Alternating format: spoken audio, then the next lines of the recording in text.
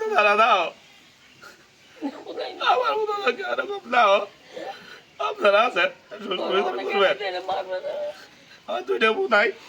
ওই নিয়ে যাবো আমি কার কাছে যাবো আর আমার বলতে কেউ নাই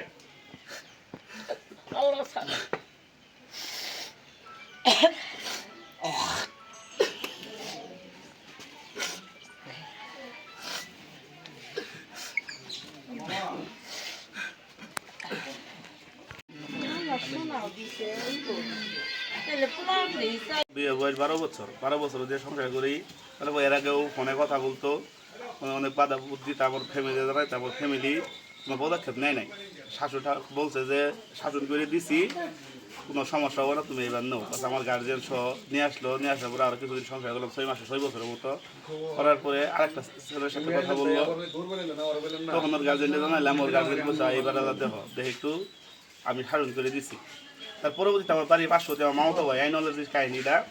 তার সাথে কাহিনী স্যার বোধ হয় 6 মাস আগে হওয়ার পরে আমি হাতে নাতে ধরছিলাম আইনলের সহ ধরছিলাম ধরার পরে আইনলের চাচা আইনলের বাপ আমার মামা এলাকাবাসী সহ ঘরোয়া সালিশ করে কইছে যাওয়া হয়েছে 2টা বাচ্চা আছে তারা কয়রা কিনে খা তোর কোনো সমস্যা হবো না আমি ওর মুখের দিক চাই আমার বাচ্চার মুখের দিক তাকায় মনে করেন যে ওরা মাইনে দিছি দেওয়ার পরে 4 মাস ধরে আইছে বাড়িতে আমার পরে ফোনে কথা গো আমার কাছে কোনো তথ্য প্রমাণ নাই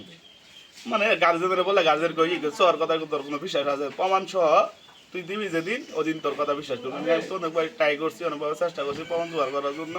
কিন্তু ওদের গার্জেনের চাপের কারণে আমার কেউ নাই নানার বাড়ি থাকি আপন বলতে কেউ নেই আমার 2টা বাচ্চা ছাড়া আর কেউ নাই বর্তমানে আব্বা মা সহ ঢাকা থাকে আমি একলা তো সাথে আমি পারি না এখন আজকে রাইতে 3টার সময় 2:30 সময় এলাম যে শুয়েছি ময়লা এলাম পাচ্ছে বাজার পরে কই উঠছে আমি বললাম কই যা বললো যে বাথরুমে যাই আমি কই তাহলে আমি শরীরটা ভালো না আমি রোজা থাকি না তুই খায় শুয়ে পড় বলে আচ্ছা ঠিক আছে তুমি ঘুমাও আমি আইতাছি এই কথা কই বাইরে হয়ে গেছে যাওয়ার পরে সারা রাত অনেক খোঁজাখুঁজি করলাম কোনোভাবেই পাইলাম না পাওয়ার পরে ওই সারার বাড়ি যাই খোঁজ দিছি ওই সারাও নাই আমার বউ নাই এর মধ্যে আমার ঘরে টাকা ছিল 60,000 আর হাতের কানের স্বর্ণের গয়না ছিল মেয়ের চেন ছিল পায়ের নুপুর ছিল পোলার হাতের আংটি ছিল অনুমানিক 1,20,000 টাকার স্বর্ণ গয়না নিয়ে 60,000 টাকা নিয়ে ওই ছেলেটা সহ আজ 3টার সময় পালাই গেছে আমি অনেক চেষ্টা করলাম কোনোভাবে খোঁজাখুঁজি পাইলাম না এই আপনার স্ত্রীর নাম কি?